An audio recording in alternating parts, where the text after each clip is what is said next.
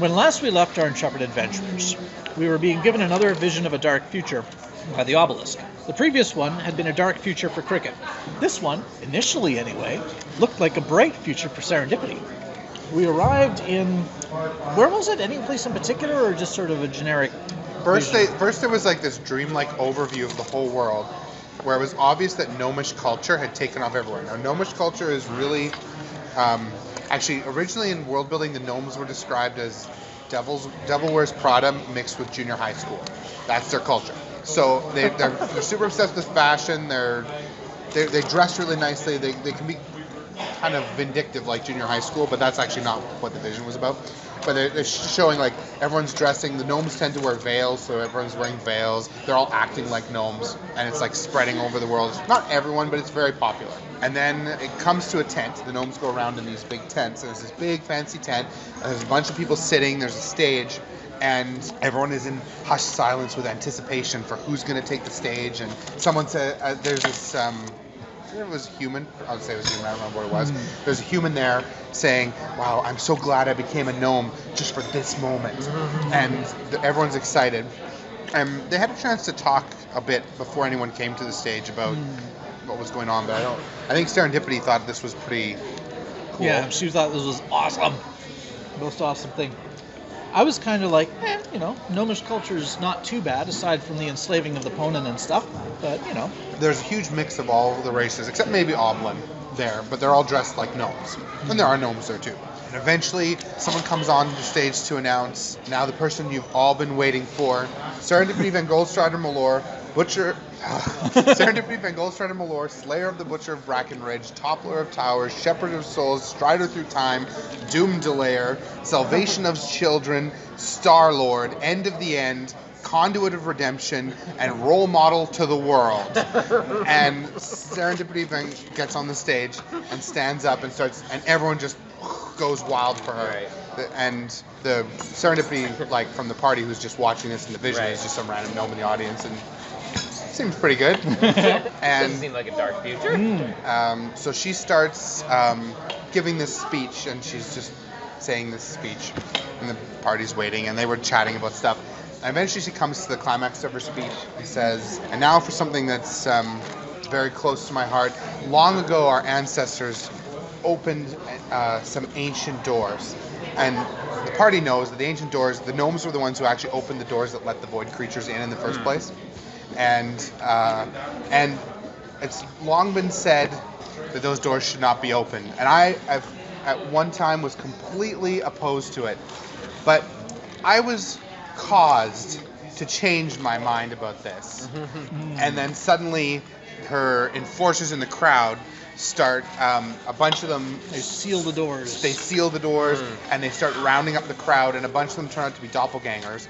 And the void creatures are all doppelgangers, and they start eating the crowd members, which is where they, like, kill them, and their mouth grows big, and they consume their souls, and then they can turn into them. And so this huge confusion starts erupting, and of course, combat begins. Yeah. And Serendipity of the vision is a mouth of the void. Yes, the real Serendipity has been eaten by Mouth of the Void. Somehow. We objected that couldn't be possible because she's inoculated against that. Yes, it shouldn't be possible. So, and I said, well, I guess you'll have to have this combat to prove your argument. Yeah. So it was a fight with, the tent was full of NPCs, both low-level doppelgangers and low-level NPC victims that are just screaming, help, save us.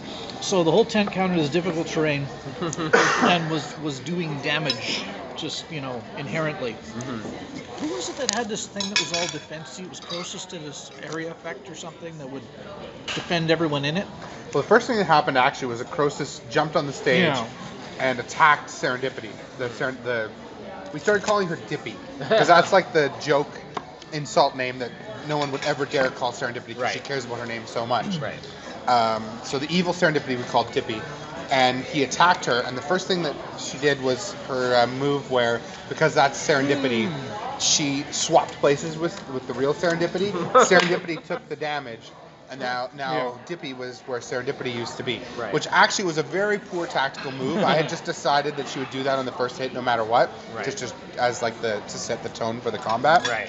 Because it put her right between the barbarian and the tank. Right. So between Hank and Croesus, which was a poor choice actually.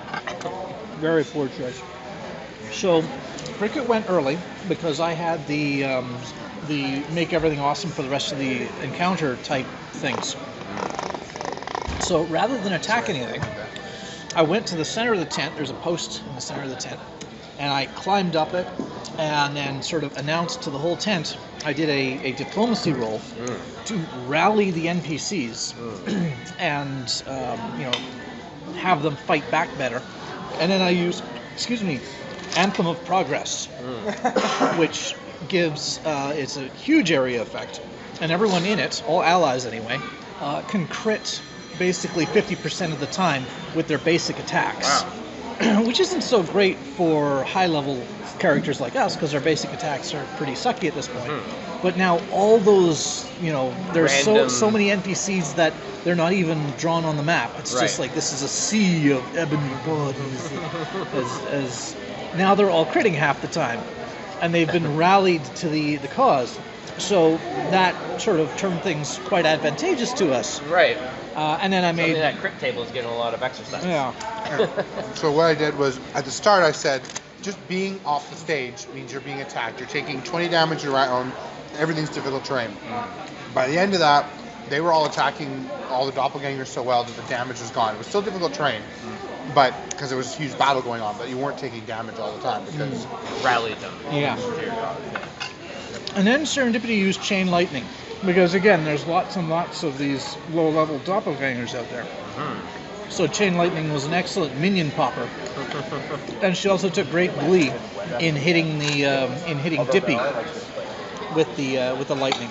Did a ton of damage. I think we did something that stunned her. she was immune to stun. She was immune to stun. She didn't really do much because we done something that locked her down. On her turn. So one thing, I gave her the same initiative as Serendipity. The whole campaign, Serendipity is like the initiative beast. No one can beat her. And so I was like, she has like the thing where she has super high initiative. She rolls twice. So I was like, I have the same initiative. I also roll twice. I roll 3. I roll 1. I still lost initiative. I did win initiative once recently, but I basically haven't won initiative since the party was level 15. Yeah, because we focused on that. We're going first. What happened was the party, so she teleported right next to the barbarian. Hank unloads on her, everyone unloads on her.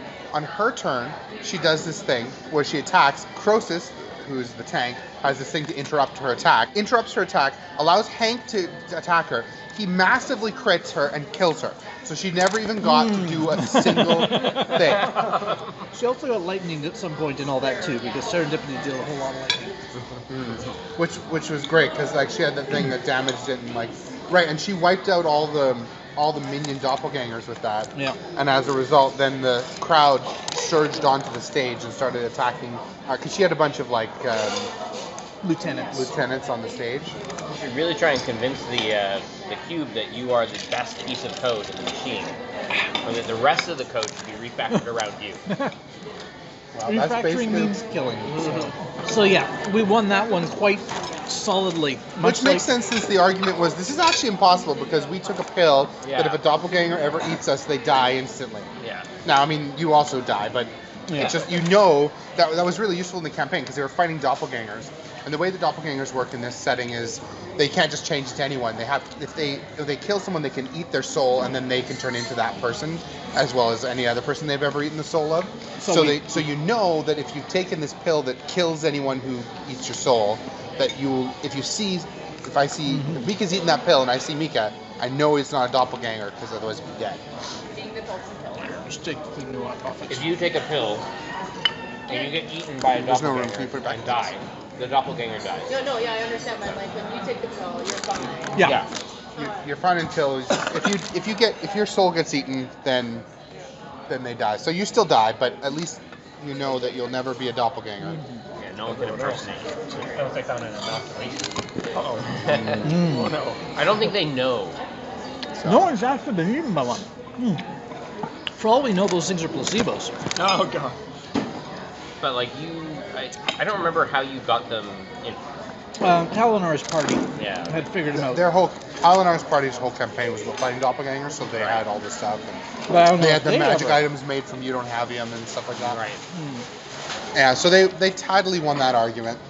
So the Obelisk showed them another vision, because it's, these are all the most inevitable futures. If you prevent one, surely this will happen instead. And the vision took them to, it was town Valneva? square, probably in Valneva. It looked like an elvish town. And Hank and Gerard are back to back fighting. They're not fighting yet, but they run to the square. They look at each other with grim resolve and fight back to back. And they know, because it's a dream, that like this is their last stand. They're not going to survive, but this is like their last fighting stand. And It's not a zombie apocalypse. yes, out from the streets floods this horde of identical guys. It's this elf with a bone of the earth shoved, like horribly, like mashed into his face in the exact same way. And Is it the stair making one? they arcana it, and they just it's the one that it duplicates things, and it has duplicated this guy, and he's like crazy because it's like somehow shoved in his face, and there's just like they see like the world is just covered in like a huge apocalypse of millions of these duplicating this crazy guys. Crazy elf with a rock stuck in his face. Millions of him. Right. They shake hands and get ready to fight. But of course, to fight this guy, they've just broken into the Spellblade Vault. And they each have got the Bone of the Earth that, I forget what its name was, but it's the Rod of Wonder. So they've each got a Rod of Wonder, and they're like back-to-back last stand against these guys. Now, for just this fight, for just this vision, instead of the whole horde coming in, one of them comes in, Hank cuts him in half, and each half reforms into another one of those guys.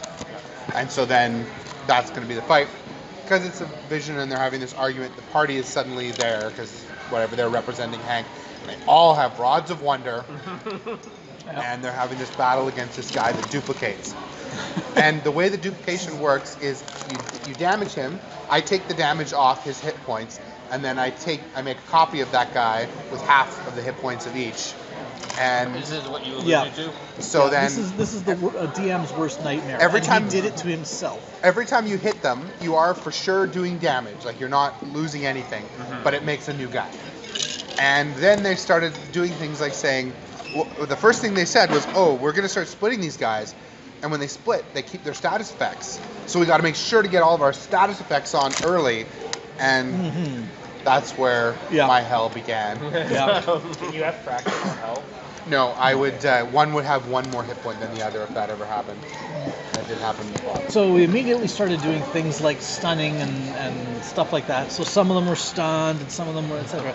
But they're all identical and they're all splitting up, and it started getting complicated very quickly. Plus, we all had rods of wonder. Right. A 3rd edition item, not a 4th edition item. So anytime we used it, he had to translate the effects into 4th edition. And produced a lot of status effects. And that was, it was supposed to be fun because this is like Hank and Gerard's vision. Right. Yeah. And they're both the kind who they totally love that. Right? They love screwing around with stuff. And they're brothers. They're fighting back to back. So Give him rods of wonder. the Rod of Wonder, it did a number of things. I'll reviewed get my to this at the end. But this will make sense at the end. But the most important thing that happened was that Hank blew up himself. Yes. Hank But we'll Hank get to blew that. himself up real good. Yeah, blew himself Blew up. himself That's a bit real of good. Let's see. What are some of the things that happened with the Rod of Wonder? The butterflies were the first The thing. first thing that happened was millions of butterflies came out of the rod and obscured all vision, so no one could see anything except butterflies for pretty much the whole combat. It did end right before the end of the combat, but it was pretty much the whole combat. Yeah, nothing but butterflies. There was... I also Actually- made a sphere of darkness at one point, right, but I and- couldnn tell because of the butterflies were obscuring the sphere of darkness. Yeah, I think the person in the sphere of darkness could tell because they suddenly couldn't see the butterflies. But it was no different statistically, so... Yeah. Early Butterflies go. Early in the combat, no one could see this because it was obscured by butterflies, but Hank turned himself blue. Permanently. Permanently turned himself blue, but it's only in a vision, so... Yeah. That was when he. That was when he. Because he fired a Rod of Wonder, and the It does a randomly random rolled effect. effect was you turn blue permanently. Some of the effects were useful. Like there was a big bolt of lightning that killed a bunch of the and the enemies. Yeah. Someone actually got the 100 on the common table, which is like that's like the weird items, and they got a sci-fi blaster shot. So 20 d6 damage. So I played the Star Wars blaster sound effect and it killed a couple guys. Now you killed them real good. There was also, let me see. Oh, of course, that thing that happened. I think Gerard did this. Fired the rod, and I don't remember who did it actually. I know but Trosus fired it at one point. He checked to see, can anyone see me? yeah, he was like, "You guys shouldn't be playing around with these things." And then when the butterflies were obscuring everything, he's like, they teleported themselves. So they were originally fighting in Valneva, but they got teleported to. Oh right, that's how they got out of the butterflies. This was towards the end of the combat. Yeah. They teleported to the salt flats, the island where the salt dragons live. They teleported to this huge salt flat, and so it was still the same combat with all those guys, but now they were in the salt flats, and there were salt dragons circling overhead that started taking interest and coming down towards them. Is it the salt muskeg? I think I had the butterflies not come because they were kind of impeding the combat. It's like a big salt muskeg, but it didn't really affect things too much. It was just, now you're in a different open area with lots of guys trying to kill you. All the slugs are dying. Although I guess it did ultimately affect the combat a lot, but no, it would have been the same. It would have been the same. It's the same sky in both places. Let's see, any others before that last one? I can't think of any. Yeah, those are all the ones I can think of. And we were doing a few of our regular attacks too, because you can't rely on the Rod of Wonders. I had the Rod of Wonder be a minor action because I wanted them to use it. So basically, everyone did it every turn. Yeah. So then the final Rod of Wonder effects. Who was it that fired it? It was Hank. Hank fired it. He reversed gravity over the entire area of the combat. Right. So suddenly everyone fell into the sky. And initially it was like, okay, well, I guess the combat is going to continue, but you're all just falling upwards the whole time. Yeah. But then we each sort of announced our own different ways of flying or being able to, like, a lot of people still had hook shots. Right. So they just hook shot at the ground, and they were like hanging from the ground upside down. Cricket can't hook shot anymore because no arms. But I guess the butterflies are still just like fluttering around. no, we left them behind when we teleported. But I did have that broom of flying, so yeah. So basically, everyone had some ability to stop falling into the sky, but the zombie elf horde, whatever, didn't. So they just kept going up for 1 minute, and then fell down for 1 minute, and all hit the ground real hard. Yeah. And didn't split after that. Nope. No, that killed them all. Took enough damage. And there was a lot of them by then, which part of me wanted to like track it to the end, but the other part was like, oh good, I don't have to track this anymore. But yeah, so and that's why why we say it's significant that Hank blew himself up, because those were the two effects of his Rod of Wonder. He turned himself blue and reversed gravity. Yeah. So he blew himself up. And that's where things stand. We won that argument. It's sort of in the monologuing afterwards, I was like, okay, so the things we've learned about how to avoid dark futures. 1, keep control of the Empire of Endless Hours, make sure they don't turn evil. 2, put a stop to those doppelgangers by rallying the people, etc. 3, turn ourselves blue, fill the air with butterflies, teleport to the salt flats, and then fall into the sky. Got it. Right. It's a good. Stop that elf from finding the duplicator. As I said in mine, it's a good thing that we had this vision, because I would not have come up with that otherwise. Although, I mean, I was surprised that the duplicator came up, because I believe it's still bouncing down the stairs that it's duplicated. Yeah, it actually is a different one than that. Oh, okay. I guess they both duplicate, but it's a little different. Well, I guess maybe it could have been the same one. I didn't think of that. Well, we do know now that we need to do something about those guys doing all their crazy experiments in the vault, because one of them is going to do this, stick this rock in his face and go crazy. So, yeah. So how many possible things can the Rod of Wonder do? You roll on a table, and you get either common, uncommon, or rare, and then each of those has a D100.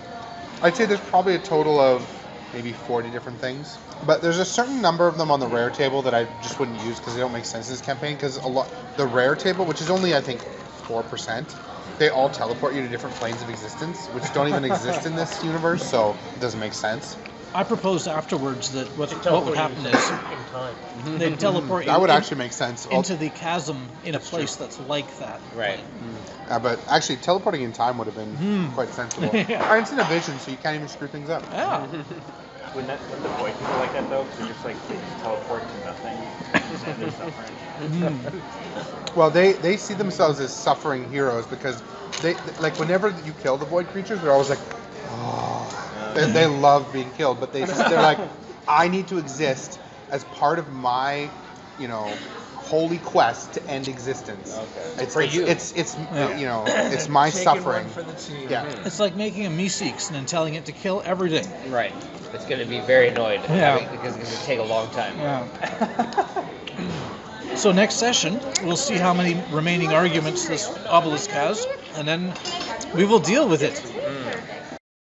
Okay, so not that I'm paying attention to the things that this deserter is trying to tell us, but I think that our argument that we would easily defeat any kind of abomination uprising because my aura is really awesome against abominations and we're really good at fighting them.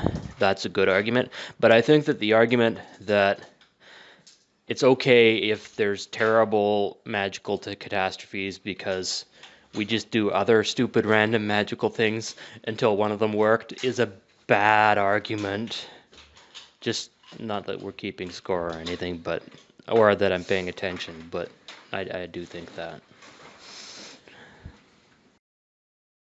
Hey, Obelisk, this isn't very realistic. I think you need to work on this a little bit more. Okay, so we're learning much from these visions of the future and how to avoid these dark futures. Firstly, I need to maintain control of the Empire to make sure they don't backslide. That was an excellent one. And then, in the case of the doppelgangers, I need to help rally the people to fight against them. And Croesus was an excellent asset. We can use his ability to detect doppelgangers and sort that out. This one, what have we learned?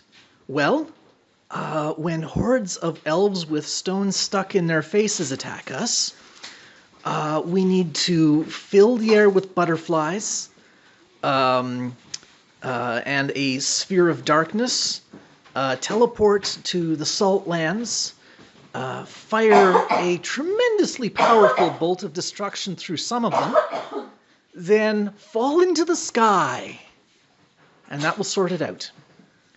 It's a very good thing we had that vision because I wouldn't have thought of that solution otherwise.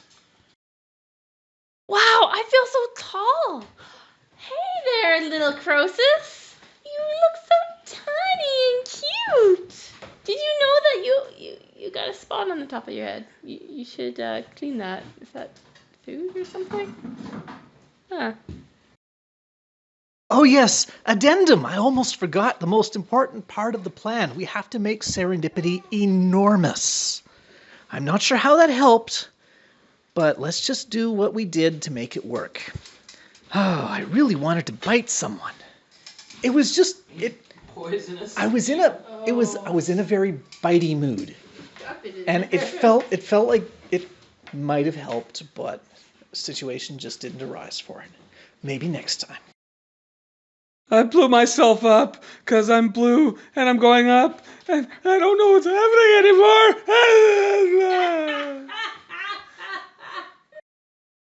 Well, in order to prove to us how right he is and how wrong we are, the obelisk tried to make serendipity do a striptease. Luckily, we prevented her. But she turned into a giant mouth. That was odd. I can only assume it was some sort of insult directed at me. Thank you, Mr. Rock. Oh, but this last argument of his was just so convincing. Because, if Hank and I live, then a bunch of elves will have bones in their faces, and if they get the chicken pox, they split into hundreds of versions of themselves, all covered with the chicken pox. To make sense, I can see how that would happen. Although he was right, if he gave us these magic rod of wonder things, they are a little hard to resist. But I don't think Hank would actually let me go in there in the first place and get them. So it is totally based on a fallacy, right? You would succeed. Out of I wouldn't do it if you really truly didn't want me to. Oh man, Hank, you have to say blue. That is awesome. Also, serendipity is really big.